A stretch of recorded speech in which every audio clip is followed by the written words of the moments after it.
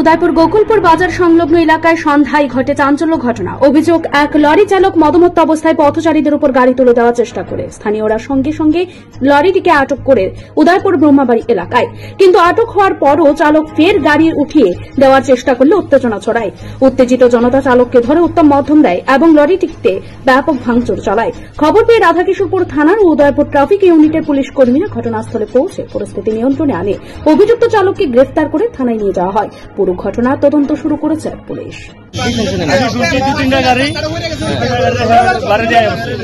কোনখানে বাড়ি দিয়েছিল?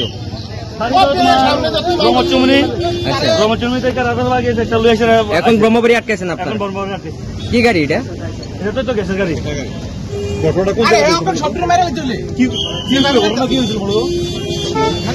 ঘটনা করে রোডের সামনে আটকে রাখেন আমার গাড়িটা, তাহলে আমি কেমনে যাই? তোমার কইছে দাঁড়াইছো না কিন্তু তুমি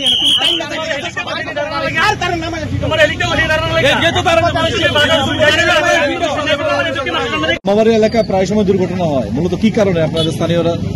অ্যাকচুয়ালি দেখা গেছে সাউথ ত্রিপুরা এবং গুমতি এবং সাউথের মেইন নাভি বলতে এটাই, ঠিক আছে। এখানে চারদিকে রাস্তা আছে বলতে গেলে, আর এখানে সবসময় যানজট থাকে। এই কারণে এখানে একটা সিএনজি স্টেশন রয়েছে, এদিকে অটোর লাইন, এদিকে ছোট গাড়ির লাইন। তো স্বভাবতই এখানে আবার বাসগুলি এসে সাউথ ত্রিপুরায় বা অমরপুরের দিকে যে বাসগুলি যায়, এখানে সব গাড়িগুলি এখানে এসে দাঁড়ায়। এই কারণে এই জায়গাটার মধ্যে সবসময় মানুষের সমাগম থাকে এবং যানজটের সৃষ্টি হয়।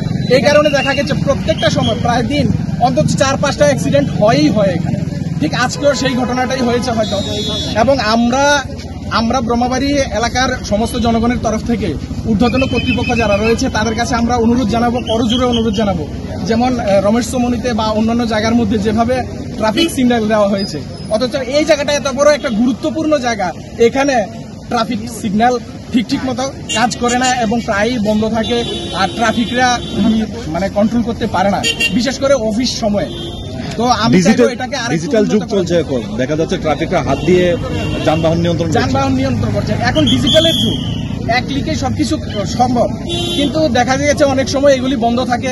এখানে এই দিকের লাইট জ্বললে ওই দিকের লাইটগুলি জ্বলে না। ইভেন আমিও একদিন এমন কন্ট্রোলিং করেছিলাম, ট্রাফিক এখনো আসেনি, এই লাল লাইটটা কন্টিনিউ জ্বলে আছে, গাড়ি সবগুলি এদিকে এসে দাঁড়িয়ে থাকে, তখন আমি সিগন্যাল দিয়ে এগুলিকে পার করেছি, আমি নিজেই করেছি এমন।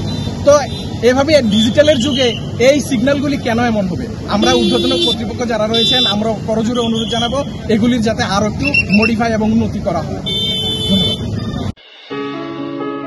কম্পিউটার শেখানো নিয়ে ভাবছেন? তাহলে আজই চলে আসুন অতি স্বল্প খরচে মধুপুর মধ্যবাজার স্থিত গ্লোবাল হাইটেক কম্পিউটার সেন্টারে, যেখানে অভিজ্ঞ শিক্ষক শিক্ষিকা দ্বারা এবং সম্পূর্ণ নতুন আপডেট ভার্সনে কম্পিউটার শেখানো হয়ে থাকে। কম্পিউটার শেখানোর পর কেন্দ্র সরকারের নিয়ন্ত্রণাধীন উন্নত মানের সার্টিফিকেট ছাত্রছাত্রীদের হাতে তুলে দেওয়া হয়। ছাত্রছাত্রীদের ভর্তির ক্ষেত্রে রেজিস্ট্রেশন ফি সম্পূর্ণ বিনামূল্যে, পাশাপাশি রয়েছে আকর্ষণীয় ডিসকাউন্টও। এছাড়া ছাত্রছাত্রীদের সুবিধার্থে ইন্টারনেট চালানোর জন্য ওয়াইফাই সম্পূর্ণ বিনামূল্যে, পাশাপাশি বছরের শেষে ছাত্রছাত্রীদের শিক্ষামূলক ভ্রমণ অর্থাৎ পিকনিকের সুব্যবস্থাও রয়েছে। তাছাড়া রয়েছে সেন্টারের বর্ষপূর্তি উপলক্ষে ছাত্রছাত্রীদেরকে নিয়ে বিভিন্ন বিনোদনমূলক অনুষ্ঠান, পাশাপাশি রয়েছে আরো বিভিন্ন সুযোগ সুবিধা। তাই আর দেরি না করে আজই চলে আসুন মধুপুর মধ্যবাজার স্থিত নিউজ ত্রিপুরা 24 অফিসের পাশে গ্লোবাল হাইটেক কম্পিউটার সেন্টারে। তবে অফার সীমিত। যোগাযোগ নম্বর রয়েছে 8414061456 এবং 9774759706। Bureau report, news Tripura 24।